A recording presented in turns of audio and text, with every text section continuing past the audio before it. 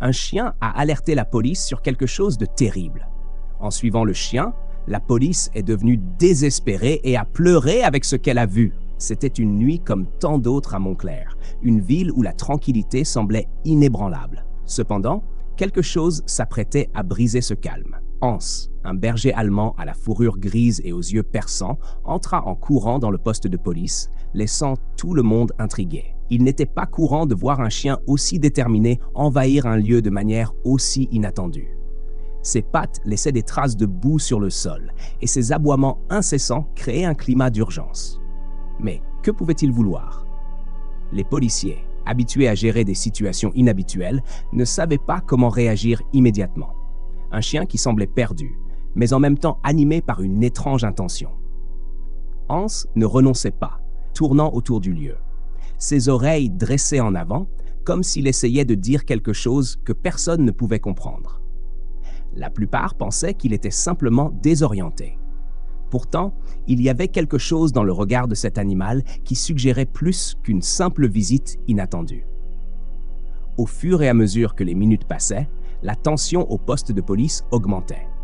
Les policiers se regardaient, ne sachant pas s'ils devaient chasser le chien ou prêter attention à ce qu'il voulait montrer. Après tout, quelle pouvait être la raison d'une telle insistance? Hans semblait déterminé à guider les présents vers quelque chose au-delà des murs du poste. Ses mouvements étaient rapides, presque nerveux. Un comportement qui laissait planer un doute.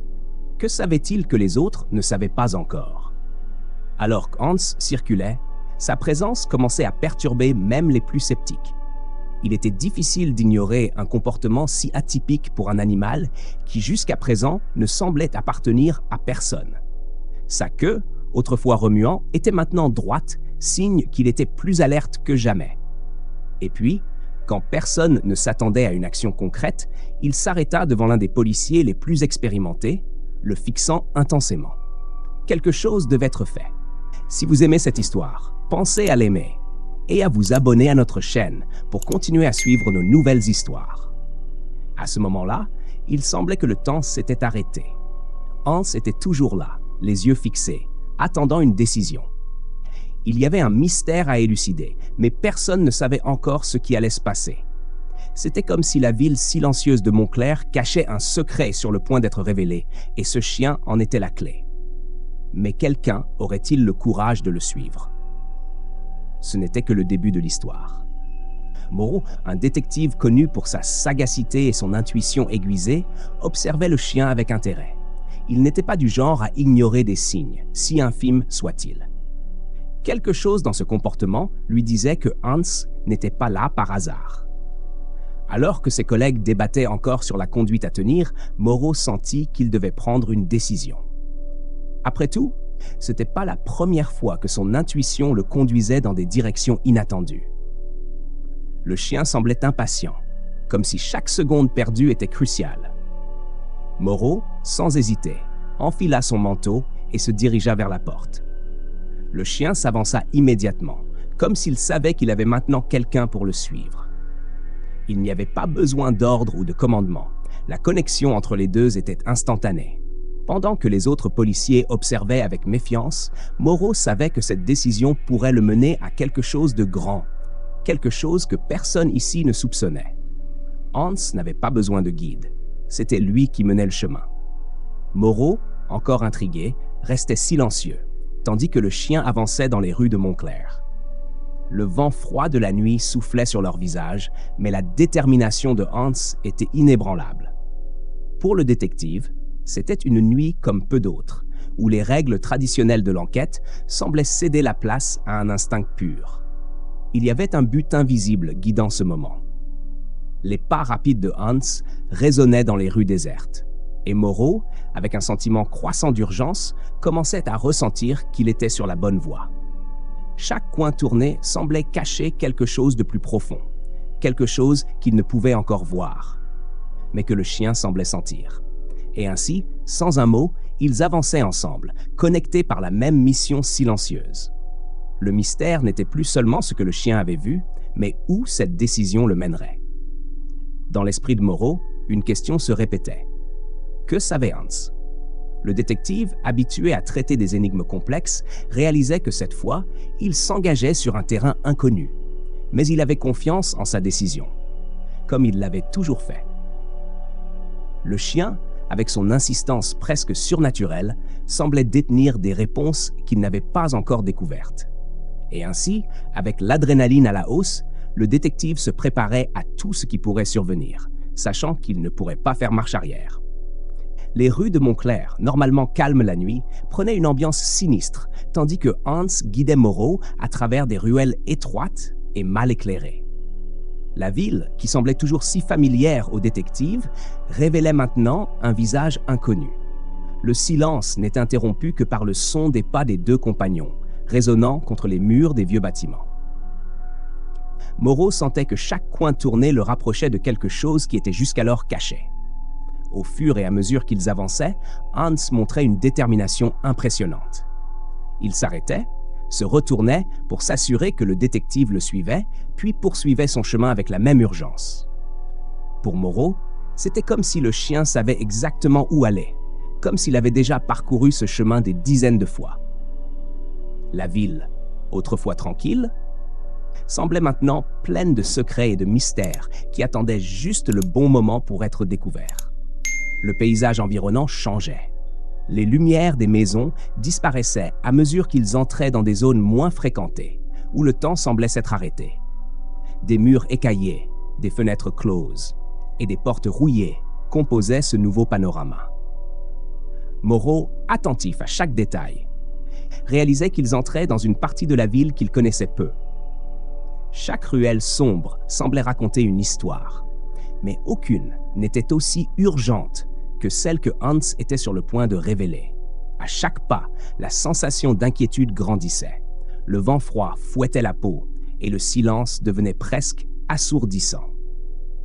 Moreau savait qu'il ne se contentait pas de marcher dans les rues, mais qu'il pénétrait un territoire où peu de gens osaient s'aventurer.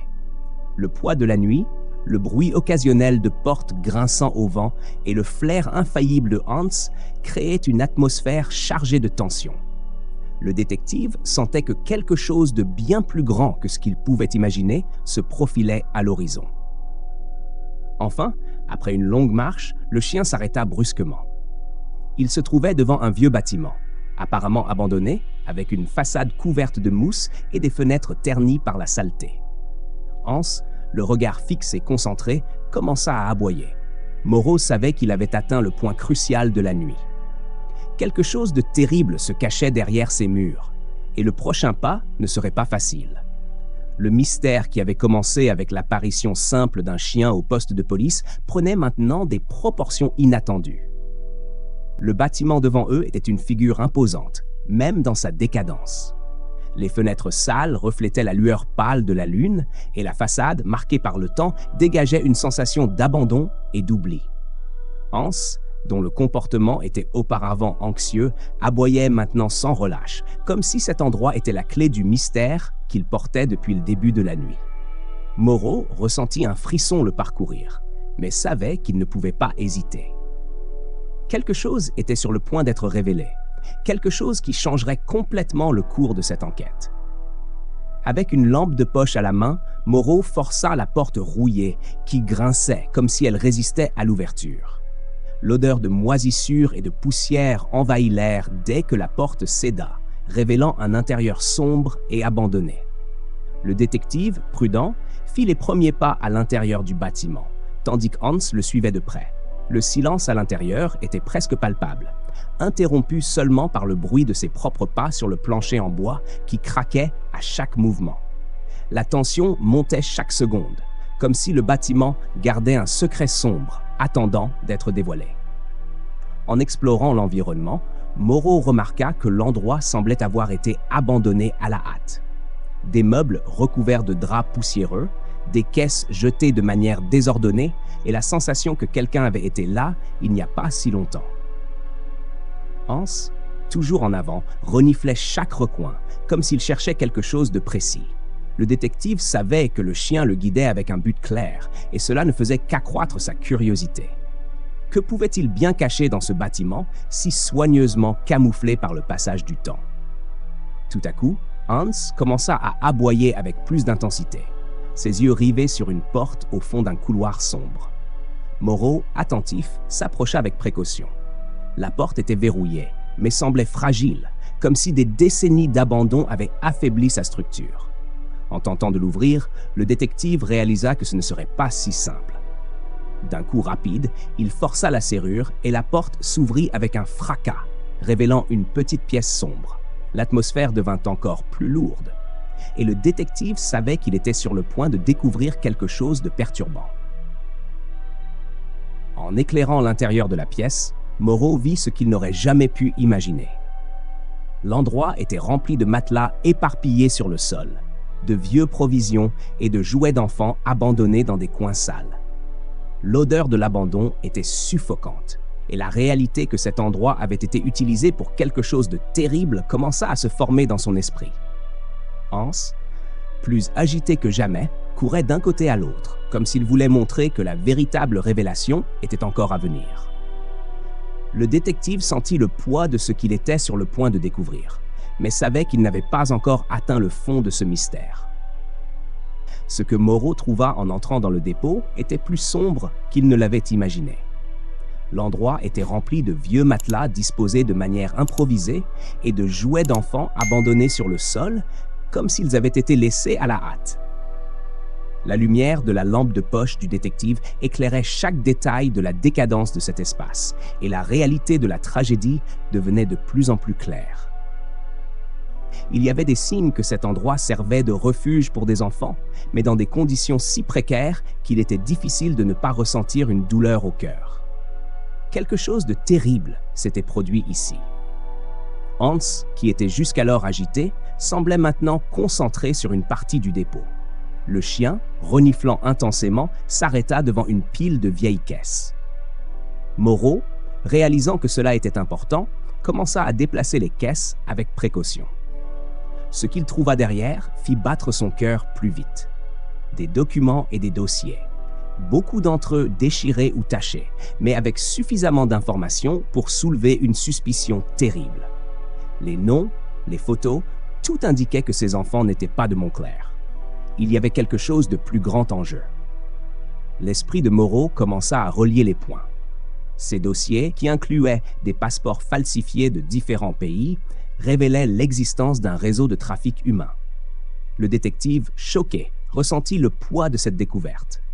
Montclair, une ville autrefois tranquille, était utilisée comme un point de transit pour quelque chose de monstrueux. Chaque détail dans le dépôt, des jouets aux documents, pointait vers un schéma d'exploitation impliquant des enfants. Et cela n'était que la partie émergée de l'iceberg. Pendant que le détective examinait les documents, Hans continuait à renifler d'autres parties du dépôt. Le chien, avec sa loyauté inflexible, semblait savoir qu'il y avait encore plus à découvrir. Chaque aboiement était comme un appel pour que Moreau ne s'arrête pas là. Le détective, conscient du poids de sa responsabilité, savait que ce qu'il avait devant lui exigeait une action immédiate. Des vies étaient en danger, et ce dépôt, avec tous ces signes de tragédie, était la clé pour démanteler quelque chose de beaucoup plus grand. En fouillant plus en profondeur, Moreau trouva quelque chose d'encore plus troublant. De petits effets personnels, comme des sacs à dos et des vêtements d'enfants jetés dans un coin. La scène était désolante, et l'odeur de l'abandon était suffocante. Hans, inquiet, continuait à guider le détective dans le local, comme s'il disait que la tragédie révélée n'était que le début. Moreau savait qu'à partir de ce moment, l'enquête prendrait des proportions inimaginables, et le sauvetage des enfants n'était que le commencement d'une bataille bien plus vaste. Au milieu du chaos du dépôt, quelque chose d'inattendu se produisit. Parmi les enfants secourus, une petite fille, au regard triste et aux vêtements sales, attira l'attention de Hans. Le chien, qui jusque-là était concentré à guider les policiers, courut vers elle avec un enthousiasme inhabituel. Le détective Moreau observa la scène avec surprise, ne comprenant pas ce qui se passait. La fille, qui serait plus tard identifiée comme Léonie, regarda le chien avec des yeux écarquillés, comme si elle retrouvait un vieil ami. La connexion entre eux était palpable. Léonie s'agenouilla et étreignit Hans, des larmes coulant sur son visage. La scène, pendant un instant, apporta un rare moment de soulagement au milieu de cette tragédie. Les policiers, perplexes, commencèrent à comprendre la profondeur du lien entre la petite fille et le chien. Hans, qui avait guidé Moreau tout au long de ce parcours, retrouvait enfin la personne qu'il avait apparemment cherchée depuis le début. La vérité commençait à émerger de manière inattendue, et le mystère entourant le chien se dévoilait devant tous.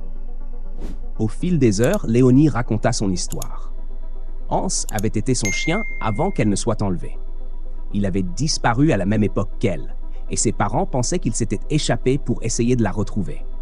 Le chien, poussé par un sens de loyauté inexplicable, avait erré dans les rues de Montclair jusqu'à découvrir des indices qui l'avaient conduit au dépôt. Hans, avec son instinct aiguisé, avait été le lien qui connectait le passé traumatique de Léonie au présent sombre de cet endroit. Les retrouvailles entre les deux étaient chargées d'émotion. Les yeux de Léonie brillaient d'un mélange de soulagement et de gratitude. Pour Moreau, ce moment était la confirmation que Hans avait toujours su plus que tous ne l'imaginaient. Le chien n'était pas seulement un héros silencieux, mais la clé pour révéler une vérité bien plus grande. Hans avait accompli sa mission de manière inattendue, et sa persistance avait mis en lumière la véritable dimension de ce qui se passait à Montclair. La vérité sur Hans était plus qu'un simple acte de loyauté. Il avait guidé la police pour sauver non seulement Léonie, mais aussi tous les enfants à la merci de ce réseau. Les retrouvailles entre la petite fille et son chien symbolisaient la fin d'une recherche désespérée, mais soulevaient aussi de nouvelles questions. Comment avait-il réussi à arriver jusqu'ici? Que savait-il d'autre qui n'avait pas encore été découvert? Et surtout, comment un animal avait-il pu devenir le héros d'une tragédie si humaine? Avec la révélation de Léonie et la découverte du dépôt, la police locale savait qu'elle ne pouvait pas gérer la situation seule. Les preuves collectées, les documents falsifiés et l'état précaire des enfants exigeaient une réponse urgente et coordonnée. Le détective Moreau, avec son équipe, entra en contact avec des agences internationales spécialisées dans le trafic humain. L'opération qui se déroulait n'était pas seulement une question de sauvetage des victimes, mais de démantèlement d'un réseau criminel qui opérait dans l'ombre, exploitant les plus vulnérables. Hans, l'improbable héros, restait aux côtés de Léonie, comme s'il savait que sa mission n'était pas encore terminée. Les enfants, désormais en sécurité, recevaient des soins médicaux et psychologiques, tandis que Moreau et ses collègues organisaient une offensive contre les responsables. Le bâtiment abandonné, qui cachait tant de secrets, était devenu l'épicentre d'une enquête bien plus vaste. L'opération ne serait pas facile, mais il y avait de l'espoir que cette découverte marque le début de la fin de ce cycle de douleur. Les autorités mirent en place une opération de sauvetage précise, encerclant des lieux suspects dans plusieurs régions du pays. La coordination entre la police locale et les agents internationaux permit de faire émerger de nouvelles informations, révélant que ce dépôt n'était qu'un des nombreux points de passage utilisés par le réseau de trafic. Les jours suivants furent marqués par des tensions, avec des perquisitions et des arrestations dans diverses zones. Chaque nouvelle découverte renforçait la gravité de la situation, mais aussi la détermination des policiers à mettre fin à cette horreur. Alors que l'opération avançait, Léonie fut réunie avec ses parents, qui, dévastés par la disparition de leur fille, trouvaient enfin un aperçu de soulagement et de bonheur. Hans, qui avait été le fil conducteur de toute cette affaire, restait aux côtés de la petite fille, comme s'il ne voulait plus jamais la quitter. L'histoire de ce simple chien qui avait conduit la police à démanteler un réseau international de trafic humain se propagea, inspirant d'autres forces de sécurité à intensifier leurs recherches pour retrouver des victimes encore disparues. L'affaire de Montclair, bien que tragique, apportait un nouvel espoir à d'autres familles qui attendaient encore des nouvelles de leurs enfants. L'opération se poursuivait, mais le sauvetage de Léonie et des autres enfants symbolisait le début d'un mouvement plus large. Hans, le fidèle berger allemand, avait accompli l'impossible et son histoire ne serait pas oubliée. Cependant, l'ombre du trafic humain planait toujours sur la ville, et Moreau savait que la bataille contre ce réseau était loin d'être terminée. Il restait à maintenir la flamme de l'espoir allumée et à continuer de lutter pour la justice. Alors que la poussière retombe et que les derniers échos de l'affaire de Montclair se font entendre, une question résonne dans l'air. Comment un simple chien a-t-il pu déterrer l'un des mystères les plus sombres de la ville? Que savons-nous vraiment des secrets cachés dans l'ombre de notre propre société? Laissez votre commentaire ci-dessous, discutons ensemble de cette histoire.